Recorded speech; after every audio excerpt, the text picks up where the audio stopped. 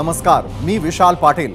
Zero अवरच्या Vidhan Parishad निवडणूक special भागात आपल्या सगळ्यांचं स्वागत। विधान परिषद निवडणूक स्पेशल यासाठी म्हणतोय कारण आजच्या भागामध्ये आपण विश्लेषण करणार आहोत।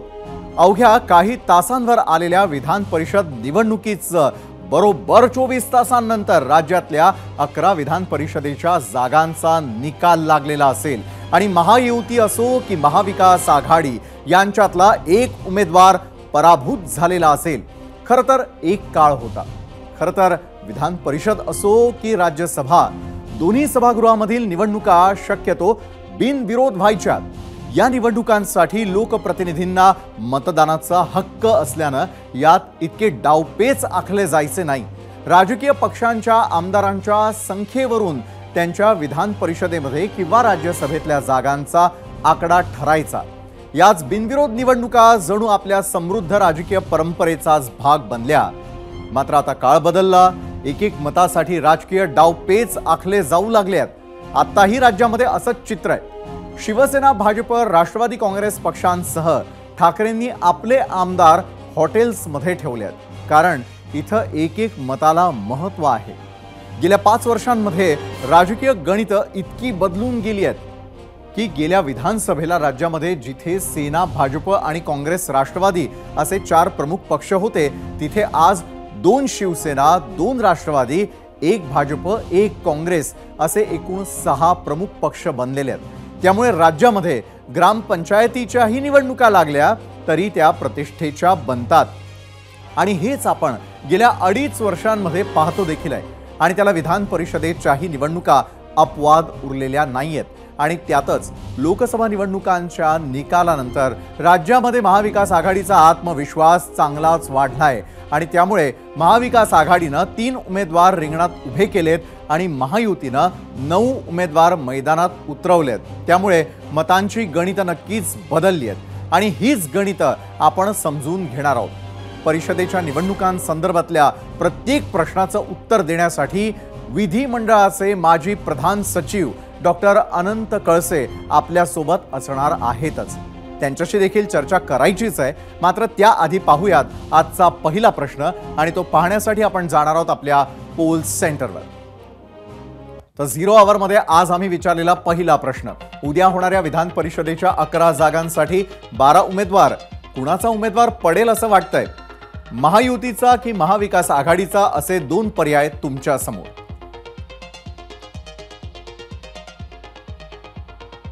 याच प्रश्नावरच्या प्रतिक्रिया आणि जनतेचा कौल देखील पाहणार आहोत। मात्र त्याआधी जरा विधान परिषदेचं गणित समजून घेऊयात आणि सुरुवात करूयात उमेदवारांपासून। निवडणूक होणार आहे हे तर आता निश्चित झालंय आणि त्यासाठी दोन्ही आघाड्यांकडून कोण कोण रिंगणात आहे ते पाहणार आहोत आणि त्यासाठी जाऊयात आपल्या मीडिया सेंटरवर। तर उमेदवार कुणाचे किती आणि कोण कोण आहेत? तर विधान परिषदेचे भाजपचे उमेदवार आहेत, त्यामध्ये पंकजा मुंडे, परिणय फुके, सदाभाऊ खोत, अमित गोरखे आणि योगेश टिळेकर यांचा समावेश आहे। त्यानंतर राष्ट्रवादी काँग्रेसचे 2 म्हणजे शिवाजीराव गर्जे आणि राजेश विटेकर। त्यानंतर शिवसेनेचे कृपाल तुमारे आणि भावना गवळी, शिवसेनेचे देखील 2। त्यानंतर शिवसेना युबीटीचे मिलिंद नार्वेकर आहेत, म्हणजे उबाठा गटाचे जयंत पाटील आहेत शेकापचे, काँग्रेसच्या प्रज्ञा सातव।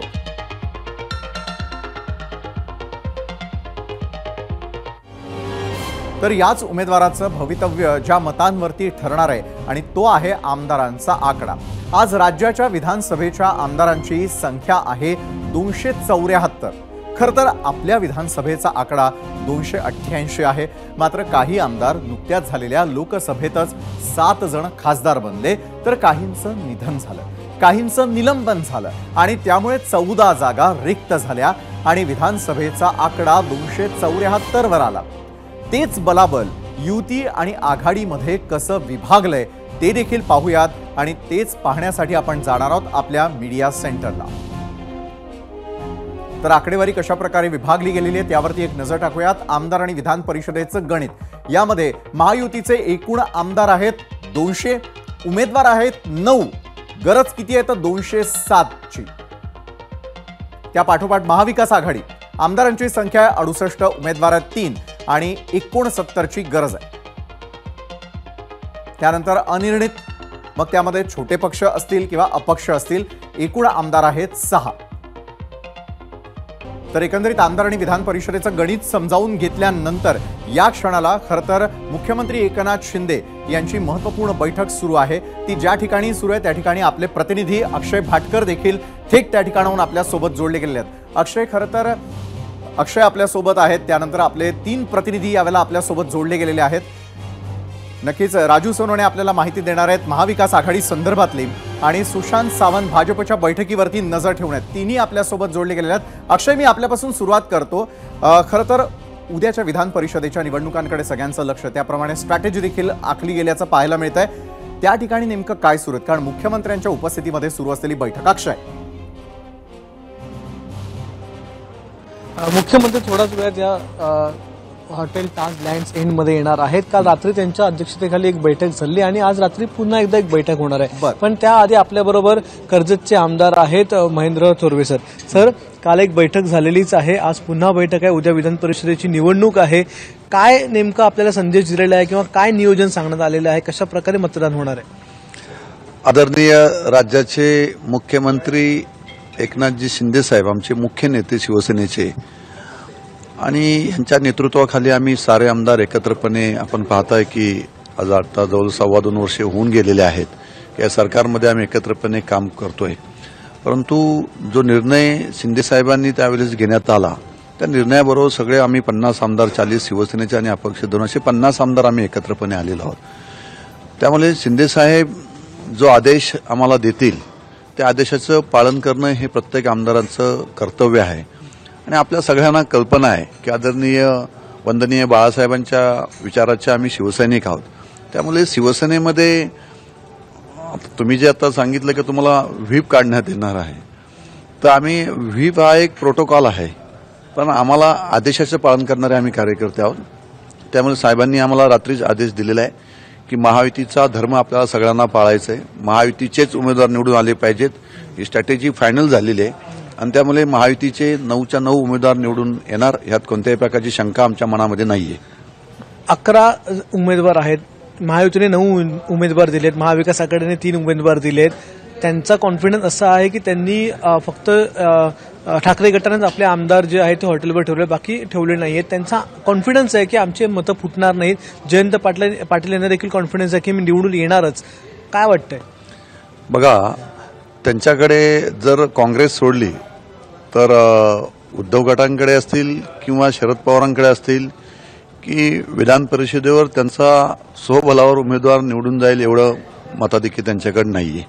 त्यांच्याकडे मतदान नसल्यामुळे त्यांनी त्यांचे उमेदवार त्यांनी फ्री ठेवलेले आहेत आणि जास्तीत जास्त त्यांना उमेदवार कसे बाहेरचे फोडता येतील हा त्यांचा प्रयत्न सुरू आहे, परंतु ते शक्य होणार नाहीये. कारण ह्या ठिकाणी महायुती एकदम घट्ट आहे आणि महायुतीचे तिन्ही नेते त्यांचे प्रत्येक आमदारावर त्यांची प्रत्येकाची कमांड आहे त्या ठिकाणी आहे आणि भरपूर काम, भरपूर विकास त्यांनी या ठिकाणी केलेला आहे. जसं की आपण पाहिलं, थोरवे सर आपल्याशी बोलले होते, असे सगळे आमदार जे आहेत महायुतीचे आणि त्यांच्याबरोबर म्हणजे एकनाथ शिंदे यांच्याबरोबर असलेले अपक्ष आमदार देखील त्यांच्याबरोबर आहेत. काल बच्चू कडू देखील आले होते. त्यामुळे हे सगळे आमदार सध्या ताजलँड एंड्समध्ये आहेत आणि या ठिकाणी रणनीती ठरवली जाते. आज शेवटची रात्र आहे आणि आज देखील मुख्यमंत्री एकनाथ शिंदे यांच्या अध्यक्षतेखाली एक बैठक होईल. त्या बैठकीमध्ये उद्याची रणनीती सांगितली जाईल. खरंय, रात्र वैरेची असंच म्हणावं लागेल. अक्षय, तुम्ही आपल्यासोबत अशाच प्रकारे जोडलेले राहा. तत्पूर्वी आपण राजू सोनवणे यांच्याकडे जाणार आहोत. राजू, खरं तर महाविकास आघाडीनं देखील आपली रणनीती आखून ठेवलेली, त्यांचे असलेले 3 उमेदवार आणि ते जिंकून आणणं यासाठीचे अनेक आडाखे त्या ठिकाणी बांधले जात असतील. काय सुरू आहे?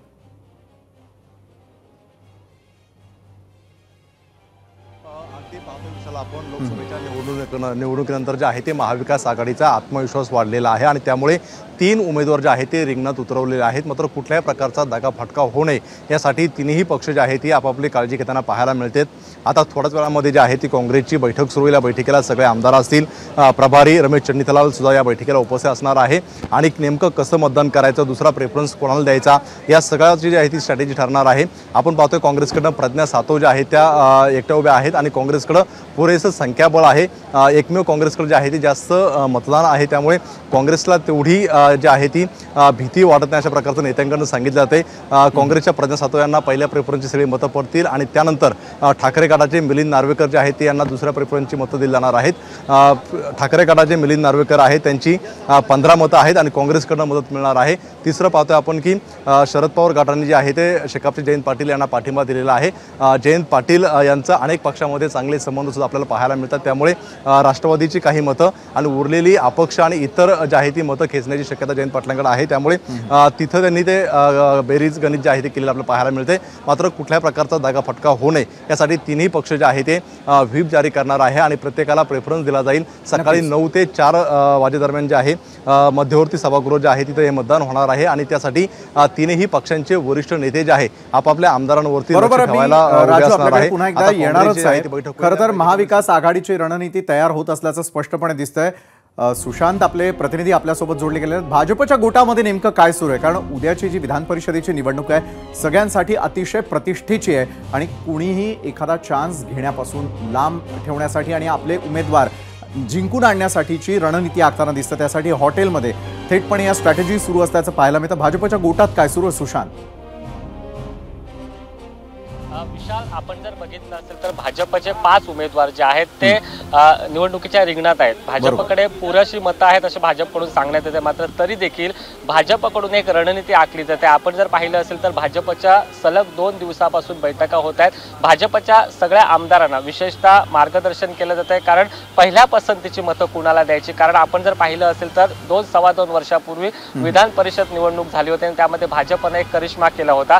असाच करिश्मा आता महायुती करणार आहे असं भाजपचे नेते आणि विशेषतः आपण जर बघितलं असेल तर देवेंद्र फडणवीस स्वतः ही रणनीती आखताना पाहायला मिळतात। काल देखील ज्यावेळी भाजपच्या आमदारांची बैठक झाली विधान भवनात भाजपच्या पक्ष कार्यालयात, त्यावेळी देखील त्यांना कशा पद्धतीने मतदान करायचं, पहिल्या पसंतीची मतं कुणाला द्यायची याची रणनीती ठरली। आज जर आपण बघितलं असेल तर ताज प्रेसिडेंटमध्ये भाजपचे जे आमदार आहेत त्यांची व्यवस्था इथे करण्यात ते आलेले आहेत आणि देवेंद्र फडणवीस प्रत्येकाला कुणाला पहिल्या पसंतीचं मत द्यायचं, त्यासोबत मतदान करताना नेमकी कशी काळजी घ्यायची, कारण या मतदानाच्या वेळी अनेकदा मतं बाद होण्याची देखील शंका असते। त्यामुळे कुठेतरी प्रात्यक्षिक जे आहे ते करून घेतलं जाणार आहे। त्यामुळे आपण जर पाहिलं असेल तर भाजपचे प्रमुख नेते जे आहेत ते या ठिकाणी आले। नुकतेच देवेंद्र फडणवीस देखील या ठिकाणी आगमन झाले।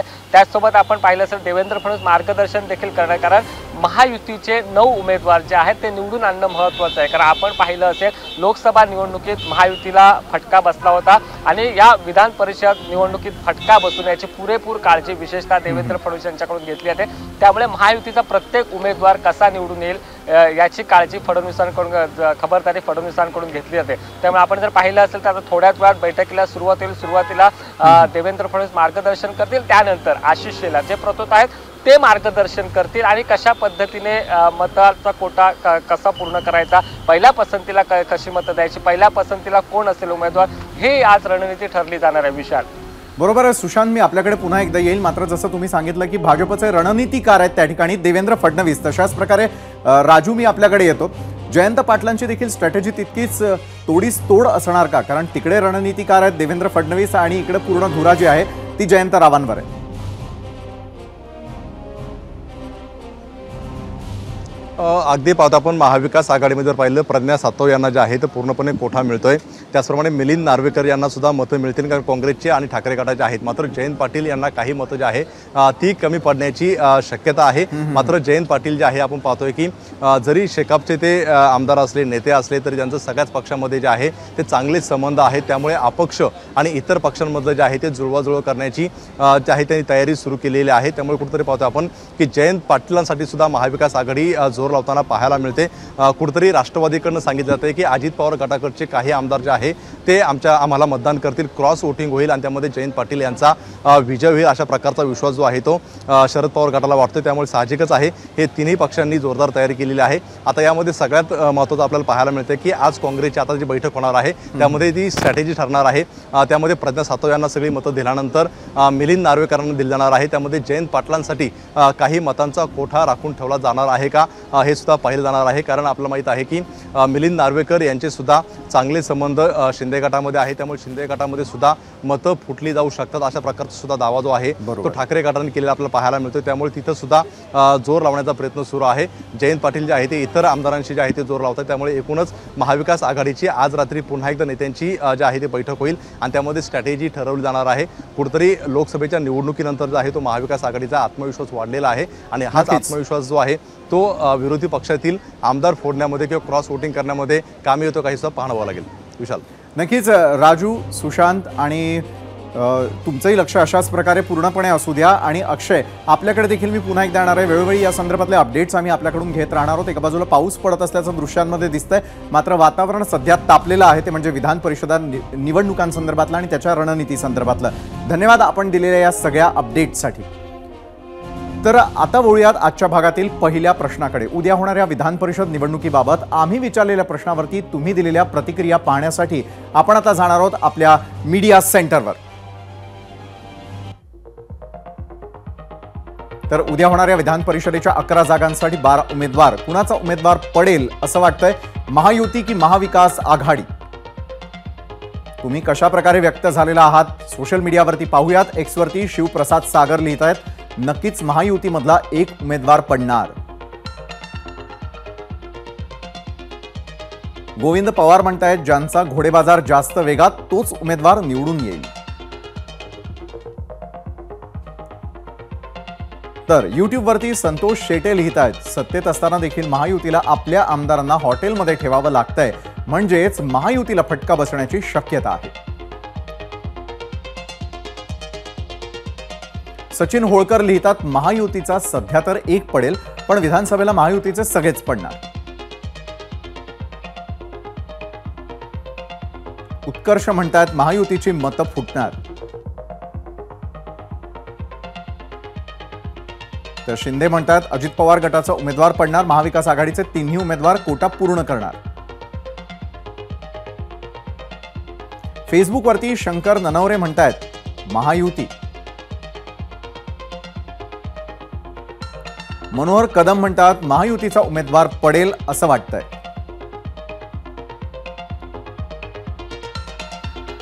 तर रघुनाथ पोवार म्हणतात, महायुतीचा उमेदवार पराभूत होणार। विनोद पाटील म्हणतात, शिंदे किंवा अजितदादा यांच्यातील एक पडणार। इंस्टाग्रामवरती सोमनाथ माळी व्यक्त होतात, 100% महायुतीमधील एक कुणीतरी नक्कीच पडणार। मनोज मुंडे म्हणतात, महाविकास आघाडीतला फटका बसणार आहे। तर विधान परिषदेच्या 11 जागांसाठी 12 जुलै रोजी मतदान होणार आहे। विधान परिषदेमध्ये अटीतटीची लढत पाहायला मिळते। प्रत्येक पक्षामध्ये 11 जागांसाठी रस्सीखेच सुरू आहे। विधान परिषदेची निवडणूक कशी होते आणि मतांचं गणित किंवा त्याचा कोटा कसा असतो? 11 जागेसाठी 12 उमेदवार आहेत। 11वा उमेदवार कोण आणि कसा निवडून आणणार आहे, या संदर्भामध्ये माजी प्रिन्सिपल सेक्रेटरी अनंत कळसे यांच्यासोबत संवाद साधलाय आमचे प्रतिनिधी सत्यम सिंग यांनी।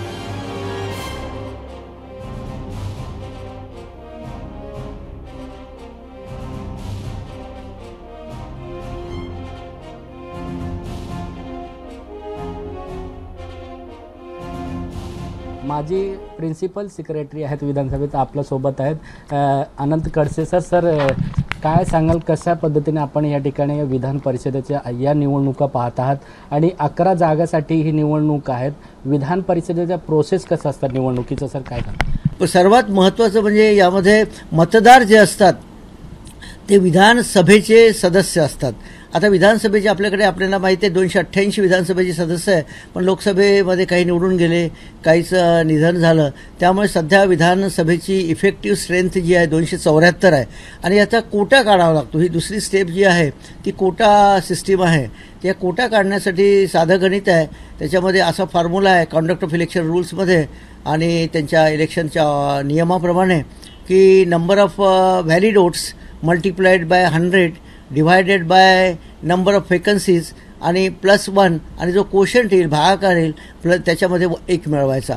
म्हणजे त्याच्यामध्ये त्रैराशिक करायचं. आता आपण बघूया 274 आपले असं गृहीत धरा की 274 मतदारांनी आपल्याला पूर्ण जे मतदान जे केलेलं आहे ते व्हॅलिड आहे. प्रत्येकाचं मत हे व्हॅलिड ठरलेलं आहे आणि त्याला आपण 100ने गुणल्यानंतर 27,400 होतात आणि त्याच्या भागीला 11 व्हॅकन्सीज आहे आपल्याकडे. त्याच्यात 1 मिळवल्यानंतर 12 होतो आणि त्या भागाकारामध्ये 1 मिळवला तर तो गुणाकार एक अप्रॉक्सिमेटली 2284 येतो. आता एका मताची किंमत या सिस्टीममध्ये 100 आहे. त्याच्यामुळे 2284 म्हणजे त्याला 23 मतं जर मिळाली पहिल्या पसंतीची, म्हणजे पहिल्या पसंतीची म्हणजे ज्या बॅलेट पेपरवर 1 आकडा टाकलेला आहे अशी जर 23 मतं त्या सदस्याला मिळाली तर तो पहिल्या राऊंडमध्ये निवडून येईल. अशी एकंदर ही मतदानाची पद्धत असते. 12 उमेदवार पक्षाने दिल्यास प्रत्येक पक्षाने मिळून टोटल 12 उमेदवार. मात्र यामध्ये आपण 11वा उमेदवार जो आहे तो कसा आणि कुठला पक्ष कसे निवडून आणतील त्यासाठी यामध्ये पद्धत अशी आहे की सगळ्या उमेदवाराची मतमोजणी करण्यात येतं आणि ज्यामध्ये सगळ्या असं गृहीत धरा की 6-7 उमेदवार पहिल्या त्याला 23 किंवा 25 मतं पडली 7 उमेदवारांना, तर ते पहिल्या राऊंडमध्येच म्हणजे कोट्यापेक्षा 2284 हा कोटा झाला. मग सांगितल्याप्रमाणे कोट्यापेक्षा ज्याला जास्त मतं पडतात तो पहिल्या राऊंडमध्ये निवडून येतो. पण याच्यामध्ये पद्धत अशी आहे, आता त्याच्यानंतर सेकंड राऊंड जो होतो तो सरप्लसचा असतो. म्हणजे आता सरप्लस मतं कसं, मी साधं गणित आपल्याला समजून सांगतो. एखाद्या उमेदवाराला 26 जर एका बॅलेट पेपरवर एका उमेदवाराला 26 मतं जर पडली असतील तर त्याच्या मताची किंमत 2600 होती. तर मग 2600 मायनस 2284 कोटा, तर जे उरलेला 400 काहीतरी समथिंग 412 वगैरे येईल, हा त्याचा सरप्लस झाला. म्हणजे 412 मतं हे सरप्लस झाले. आता हे सरप्लस वाटताना त्याच्यामध्ये नियम असा आहे की सगळ्यात जास्त सरप्लस ज्या उमेदवाराला असते, त्याच्यात पक्ष वगैरे बघितलं जात नाही, ज्या उमेदवाराला सगळ्यात जास्त सरप्लस असतात त्याचे मतं आधी वाटली जातात, डिस्ट्रीब्यूट केली जातात सेकंड प्रिफरन्सची. म्हणजे त्याचे सगळे बॅलेट पेपर, आता 26च्या 26 बॅलेट पेपर त्याचे तपासले जातील आमच्या रिटर्निंग ऑफिसर आणि ते 26 बॅलेट पेपरवर त्यांनी आधी बघितलं जाईल की त्याच्यामध्ये एक्झॉस्टेड बॅलेट पेपर किती, अनएक्झॉस्टेड बॅलेट पेपर किती. आणि शेवटी काय होईल, शेवटच्या राऊंडमध्ये ज्याला सर्वात कमी मतं पडेल, आता इथे 12च असल्यामुळे सर्वात कमी ज्याला मतं पडेल तो एलिमिनेट होईल. त्या एलिमिनेशनच्या राऊंडला एक एलिमिनेट झाला की त्याची पुढे मतं वाटण्याची गरज नाही, दुसरे 11 ते निवडून येतील. कॅमेरामन मनोज जयस्वाल सोबत सत्यम सिंग, एबीपी माझा, मुंबई. आणि आता वेळ झालेली आहे विधान परिषद निवडणुकीबाबत आम्ही विचारलेल्या प्रश्नावरती महाराष्ट्रानं दिलेला कौल पाहण्याच्या आणि तो पाहण्यासाठी आपण जाणार आहोत आपल्या पोल सेंटरवर. तर महाराष्ट्रानं आज काय कौल दिलेला आहे? आज आपल्याला 85,000 मतं प्राप्त झालेली आहेत यूट्यूबवर. या 85,000 मतांपैकी महायुती असं म्हणणं आहे 70% जनतेचं, महाविकास आघाडी म्हणते 30% जनता. हा आहे महाराष्ट्राचा कौल यूट्यूबवरचा. यूट्यूब नंतर इंस्टाग्रामवर 3,000 मतं आपल्याला प्राप्त झालेली आहे. या 3,000 मतांपैकी 68% म्हणतात महायुती, 32% म्हणतात महाविकास आघाडी. त्यानंतर फेसबुक, एकूण मतं 1500. या 1500 मतांपैकी 53% म्हणतात महायुती, महाविकास आघाडी म्हणतात 47%. तर एक्स वरती देखील तुम्ही व्यक्त झालेला आहात. तुम्ही दिलेला कौल काय सांगतोय एक्स वर? तर 62% म्हणतात महायुती, महाविकास आघाडी म्हणते 38%. विधान परिषदेच्या 11 जागांसाठी उद्या सकाळी 9 ते दुपारी 4 या वेळेमध्ये मतदान होणार आहे. 12 उमेदवार असल्यानं निवडून येण्याचं गणित अतिशय किचकट बनलेलं आहे. सगळ्या जागांचा निकाल हाती यायला खूप वेळ लागेल याचा आपल्याला 2022 सालच्या निकालावरून अंदाज आहे. उद्धव ठाकरे सरकार सत्तेमध्ये असताना आणि महाविकास आघाडीकडे पुरेसं संख्याबळ आहे असं वाटत असताना भाजपनं आधी राज्यसभा आणि नंतर विधान परिषदेतही आपला एक जास्तीचा उमेदवार निवडून आणलेला होता आणि त्यावेळी फडणवीसांनी चमत्कार केला असं मानलं गेलं. उद्या तसाच चमत्कार होणार का की दोन्ही राष्ट्रवादी आणि दोन्ही शिवसेनेमध्ये गणित बिघडणार आहे? लोकसभेप्रमाणे शरद पवार महायुतीला कात्रजचा घाट दाखवणार? या सगळ्याची उत्तरं उद्या मिळतील. नमस्कार. मनसुद्धा तुझं ही वेगळ्याच प्रकारची मालिका तुम्हा सगळ्यांना खूप आवडली होती. याचा दुसरा सीझन कधी येणार अशी विचारणा झाली. प्रतीक्षा संपली आहे मित्रांनो. येतोय मनसुद्धा तुझाचा दुसरा सीझन. होय मनसुद्धा